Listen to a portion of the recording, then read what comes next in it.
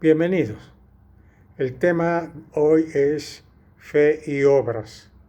La cita bíblica para el tema de hoy está en la carta de Santiago capítulo 2, desde el verso 14 hasta el verso 26. Lo iremos viendo poco a poco. La carta de Santiago es un alegato en favor de un cristianismo vital. Alguien captó el alma de este libro al describirlo de la siguiente manera, al decir que hombre tan noble habla en esta carta. Obras, no palabras. Todos sabemos que hay casos de extrema necesidad en las personas y que padecen a nuestro alrededor. Voy a contarles solo dos casos para entender la exhortación que la Biblia nos hace al respecto. En una congregación numerosa en Buenos Aires, conocí a una hermana en Cristo bastante necesitada. Ella solía venir al culto dominical con su mejor ropa y se sentaba sin que nadie se diera cuenta de su situación. Al conversar ella con alguien que estaba a mi lado, le estaba contando algunos pasajes de su vida diaria. Ella solía pasar sus noches en albergues, pero a veces le era mucho mejor dormir en alguna calle concurrida de la ciudad, porque era más seguro. En los albergues se observa que a alguien, decía ella, o le han hecho mucho daño, o le han quitado la vida para ser despojado de sus poquísimas pertenencias. ¿Cuánta gente habrá a nuestro alrededor sufriendo en silencio? Para ayudarnos a entender esto, debemos hacer volar nuestra imaginación, pensando que alguien de nuestra familia podría estar en esas condiciones, buscando refugios para descansar por la noche y además alimentándose mal. Quizás esa es una manera de motivarnos para hacer algo por esas personas. Aquella hermana en Cristo necesitaba la ayuda de su iglesia. La Biblia nos dice que si una persona mayor no tiene familiares que la ayuden, la iglesia debiera hacer algo por ella. Por otro lado, allí en Buenos Aires, también solía visitar a mis hermanos judíos en una cailá mesiánica. Allí conocí a un judío creyente muy especial. Él era un hombre grande, es decir, casi un anciano, y relucía su barba y vestía de terno negro, con camisa blanca, tal como visten los judíos ortodoxos. Y a simple vista podía notarse un aire de pobreza por sus ropas desgastadas que vestía. En cierto momento del servicio del viernes por la noche, al cual se denomina como Kabbalat Shabbat, que significa recibimiento del día del Shabbat, que las congregaciones judías mesiánicas suelen realizar como estrategia para llegar al corazón de sus otros hermanos judíos, a este anciano se le daba el privilegio de elevar una oración en hebreo durante el servicio y además elevar una oración por los hermanos de la congregación al final de la reunión. Pasado un año volví a Buenos Aires nuevamente y fijé mi vista al lugar donde este hermano se sentaba, pero ya no estaba allí. Pregunté y me dijeron que ya había partido para estar con el Señor. Luego me contaron un poco de su vida y me dijeron que al principio se lo ignoró, quizás por su pobreza, digo yo. No obstante, por otros medios, se enteraron que su testimonio en el Mesías, al cual servía de todo corazón, fue bien recibido por la gente del lugar donde él solía parar. A pesar de su pobreza, este hermano estuvo al lado de otros necesitados, orando y compartiendo lo poco que tenía con ellos, en las calles, más específicamente a los alrededores de la Casa Rosada, o sea, en la plaza del Palacio de Gobierno, donde él solía dormir en las aceras de ese lugar. La gente sabía de su pobreza y más que todo, de su empatía por los que eran tenidos como vagabundos y miserables, al llevarles la consolación de Dios que él había recibido también de él. Por medio de las autoridades, un día quisieron reconocerlo y buscarlo, darle un lugar donde pueda vivir mejor. Le donaron una casita rodante que tenía las ruedas pinchadas, que estaba abandonada hace mucho tiempo atrás. Lo amoblaron con una camita, una hornalla, un pequeño refrigerador y un televisor, conectándolos por un cable que bajaba de un poste. Cuando la noticia salió, los hermanos de la congregación se quedaron mudos. No sabían que este hermano, insignificante a sus ojos, que venía todos los viernes por la noche para los servicios de la Keilah, era grande a los ojos de Dios. Cuando se enteraron de su testimonio, le dieron ese sitio adelante, lo trajeron de un costado para llevarlo adelante. Pero este hermano un día enfermó y ya no salía de su casita rodante y murió allí. Los del lugar, después de un par de días, por los olores, notaron que algo andaba mal, pues entraron y lo sacaron para enterrarlo. Los hermanos de la iglesia se enteraron esto también por las noticias. Nadie se preocupó por buscarlo, simplemente dejó de ir a los servicios. Santiago capítulo 2, versos 5 al 7 dice: hermanos míos amados, oíd. ¿No ha elegido Dios a los pobres de este mundo para que sean ricos en fe y herederos del reino que ha prometido a los que le aman? A pesar de que es fácil para el hombre parcializarse con los ricos, Dios no es parcial con ellos.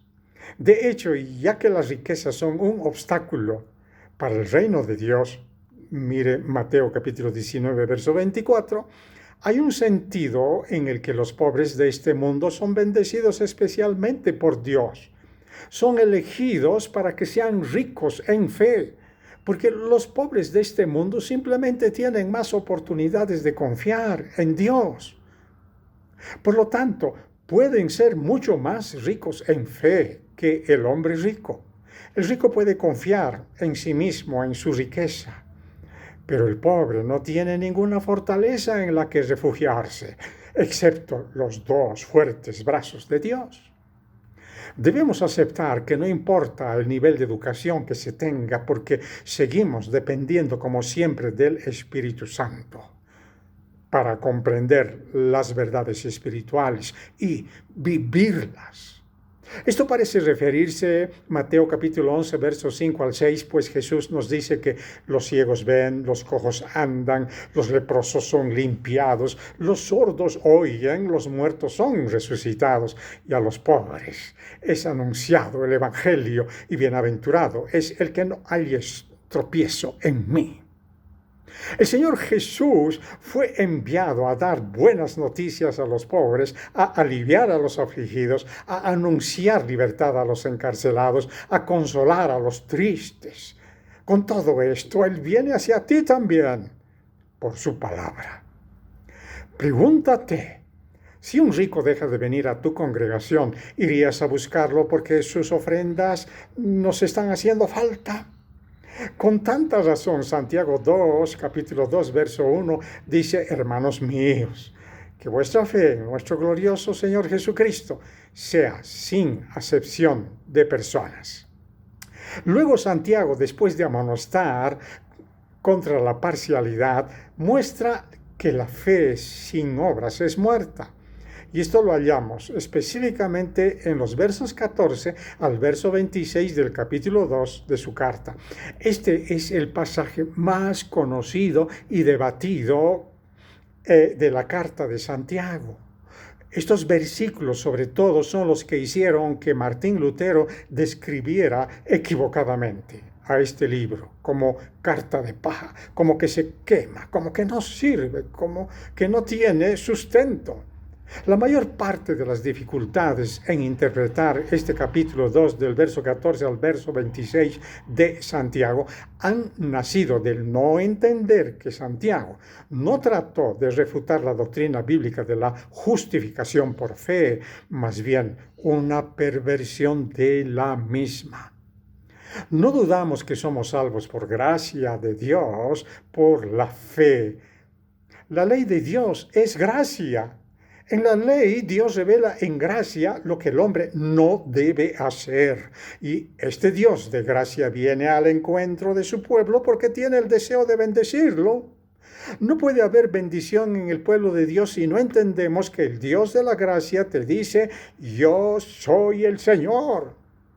Es quien Él debe gobernar nuestros corazones. Quiere decir, Santiago hace dos preguntas en el verso 14 del capítulo 2. Hermanos míos, ¿de qué aprovechará si alguno dice que tiene fe y no tiene obras? ¿Podrá la fe salvarle? La respuesta que las dos preguntas de este versículo esperan es un rotundo no. Es importante advertir que la fe de la que se habla acá no es más que una fe espuria, supuesta, pues es una fe falsa, que no fructifica en obras y que no puede salvar. Con obras, Santiago no se refiere a la doctrina judía de las obras como medio de salvación, por si acaso, no, sino más bien a obras de fe, el producto ético de la verdadera piedad y en especial las obras de amor, de acuerdo al capítulo 2, verso 8. Luego en los versos 15 al 17 del capítulo 2 se cita un ejemplo muy interesante. Leamos, que dice así: y si un hermano o una hermana están desnudos y tienen necesidad del mantenimiento de cada día, y alguno de vosotros le dice: id en paz, calentaos y saciaos, pero no les dais las cosas que son necesarias para el cuerpo, ¿de qué aprovecha? Así también la fe, si no tiene obras, es muerta en sí misma. Vuelvo a mi primer relato. En la iglesia donde conocí a aquella hermana que solía buscar refugios por la noche para dormir. Su pastor es considerado evangelista internacional, quedé admirado por su impecable forma de vestir. Sus calzados brillaban como espejo. Y qué lujo aquel salón y los cánticos y equipos a la perfección. Bueno, sentía estar en el cielo mismo. Sí, quedé impresionado porque todos estábamos contentos al escuchar ese mensaje que nos animan positivamente también. Así fue que todos salimos con el entusiasmo de que todo tenía que estar a la perfección en esa semana.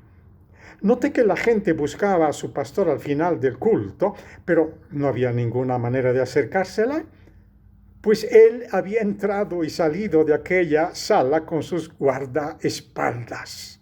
Apresuradamente salían de regreso a su casa. En resumen, nadie quiere saber nada de nadie, porque el dicho es: mejor no preguntes nada a nadie porque te van a pedir algo y van a mal acostumbrarse. Sin embargo, ¿qué hacemos con aquello que dice el escritor a los Hebreos, capítulo 13, verso 16? Y de hacer el bien y de la ayuda mutua, no os olvidéis, porque de tales sacrificios se agrada Dios. Imagínate decirle a alguien al salir del culto: qué bueno verte, hermano, que Dios te bendiga, ven paz, abrígate para que no pases frío, come mejor porque estás pálido.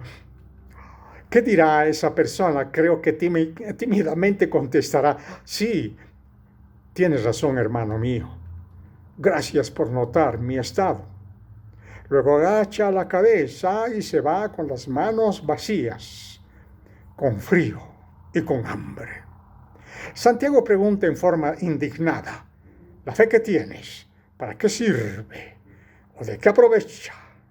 De esta manera, Santiago sobreentiende que todos los miembros de la hermandad serían responsables por estas actitudes insensibles. ¿Acaso no dice el apóstol Juan en su primera carta, capítulo 4, verso 20, si alguno dice: yo amo a Dios y aborrece a su hermano, es mentiroso? Pues el que no ama a su hermano a quien ha visto, ¿cómo puede amar a Dios a quien no ha visto? Por lo tanto, esa fe de la que habla Santiago no es fe en absoluto, no es tan solo inútil o inaceptable, sino muerta. La fe que no se preocupa por medio de la participación activa por las necesidades de los otros no es fe en absoluto. Luego Santiago en el capítulo 2, verso 19 dice, tú crees que Dios es uno. Bien haces. También los demonios creen y tiemblan. La fe en la unidad de Dios, que Dios es uno, era un artículo fundamental del credo de los judíos, de acuerdo a Deuteronomio capítulo 6, verso 4, que dice, oye Israel, Adonai nuestro Dios Adonai uno es. En hebreo es Shema Israel, Adonai Elohim, Adonai Echad. Santiago sostiene que esta creencia es buena. Sin embargo, si las obras están ausentes, en nada excede a la fe de los demonios. También ellos son monoteístas, pero esto solo los hace temblar, posiblemente ante el juicio de Dios. Creer por creer no hace a los demonios cambiar de su actividad maligna. Una fe así no es fe. Santiago pasa a un punto nuevo en el verso 20 con las palabras, mas quieres saber, hombre vano, que la fe sin obras es muerta. Santiago está dispuesto a presentar pruebas escriturales para robustecer su defensa de la fe que actúa. Algunos traductores traducen hombre vano en forma más penetrante como hombre insensato. Traducen también estéril en vez de muerta. Y con razón, porque esto último es el resultado de conformarse de acuerdo al verso 26 en este contexto, que viene tomándoselo en el sentido de improductiva, como evidencia de incredulidad activa y viciosa. Luego Santiago capítulo 2, verso 21 al verso 22 dice lo siguiente, ¿no fue justificado por las obras Abraham nuestro padre cuando ofreció a su hijo Isaac sobre el altar? ¿No ves que la fe actuó juntamente con sus obras y que la fe se perfeccionó por las obras? El uso de la palabra justificado en este caso no ha de confundirse con el uso que hace Pablo de la misma, en realidad, en relación con Abraham en Romanos capítulo 4, verso 1 al 5. El apóstol Pablo alude a la justificación inicial de Abraham cuando creyó a Dios y le fue contado por justicia. Sin embargo, Santiago se refiere a un suceso que ocurrió más tarde, cuando Abraham ya era un creyente, y fue cuando se le instruyó que ofreciera a su hijo Isaac. Con este acto demostró la realidad de la experiencia de Génesis capítulo 15. El verso 22 del capítulo 2 de Santiago dice, ¿no ves que la fe actuó juntamente con sus obras y que la fe se perfeccionó por las obras? La vida de Abraham es, pues, ejemplo notable de la imposibilidad de separar la fe de las obras, o viceversa. En su caso, las dos corrieron parejas. Las obras completaron la fe. Es decir, la fe no está solita. Luego el verso 23 dice, y se cumplió la escritura que dice, Abraham creyó a Dios y le fue contado por justicia y fue llamado por causa de esto, amigo de Dios. Las palabras de Dios en Génesis capítulo 18, verso 17, que dice, ¿encubriré yo a Abraham lo que voy a hacer?, decía el Señor, refieren al hecho de que este era su íntimo amigo. Los autores del Antiguo y Nuevo Pacto hablan de Abraham como el amigo de Dios. Puedes ver en 2 Crónicas capítulo 20, verso 7, tal como vemos en Santiago capítulo 2, verso 23. Y Dios mismo se refiere a Abraham como su amigo, de acuerdo a Isaías capítulo 48, verso 1. Los amigos comparten sus secretos y sus planes, y el uno con el otro, obviamente. Jesús dijo a sus discípulos, os he llamado amigos, porque todas las cosas que oí de mi Padre los he dado a conocer. Esto está en Juan 15:15. El salmista decía también la comunión íntima de Dios es con los que le temen. Esto puedes ver en Salmo 25:14. A aquellos que viven en comunión con Dios, Él les da la revelación de su voluntad y sus caminos. ¿Acaso no dice Juan en su primera carta, capítulo 1, versos 5 al 6? Este es el mensaje que hemos oído de Él y os anunciamos. Dios es luz y no hay ningunas tinieblas en Él. Si decimos que tenemos comunión con Él y andamos en tinieblas, mentimos y no practicamos la verdad. ¿Acaso seremos llamados así amigos de Dios? Santiago capítulo 2, verso 24 dice, vosotros veis pues que el hombre es justificado por las obras y no solamente por fe. Este versículo es la respuesta definitiva a la pregunta del versículo 14 del capítulo 2 de Santiago. La fe desnuda, improductiva, no puede salvar al hombre. La verdadera fe se manifestará en obras y solo una fe así trae justificación. El segundo ejemplo de la carta de Santiago es un contraste marcado con Abraham. En el verso 25 dice, asimismo también Rahab la ramera. ¿No fue justificada por obras cuando recibió a los mensajeros y los envió por otro camino? En el libro de Josué, capítulo 2, verso 8 al verso 24, vemos notablemente la fe de esta mujer. Ella sabía lo que Dios había hecho en Egipto con las plagas, al abrir el mar, cuando salió el pueblo de Israel de Egipto, y de las batallas que libraron en el camino, y venciendo a los reyes de Sehón y de Og. Rahab era una mujer pagana y prostituta. Pero ella no solo supo de la fama de Israel y que Dios venía por el camino por delante de su pueblo, sino que consideró en su corazón que el Dios de Israel es Dios arriba en los cielos y abajo en la tierra, antes de recibir a los espías israelitas en su casa. Puedes leer Josué capítulo 2, verso 11. Pues su testimonio está claro en Hebreos capítulo 11, verso 31 también, porque dice, por la fe, Rahab la ramera no pereció juntamente con los desobedientes, habiendo recibido a los espías en paz. Y obviamente, es hermoso. Rahab fue escogida para demostrar que la argumentación de Santiago abarcaba la escala más amplia de posibilidades.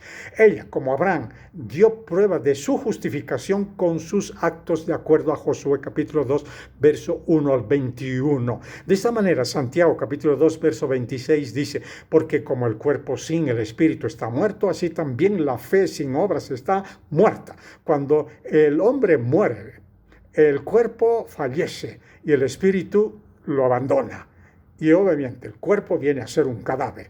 Esta afirmación final de la enseñanza del capítulo 2, verso 14 al 26, muestra que la relación entre fe y obras es tan íntima como la que existe entre el cuerpo y el espíritu.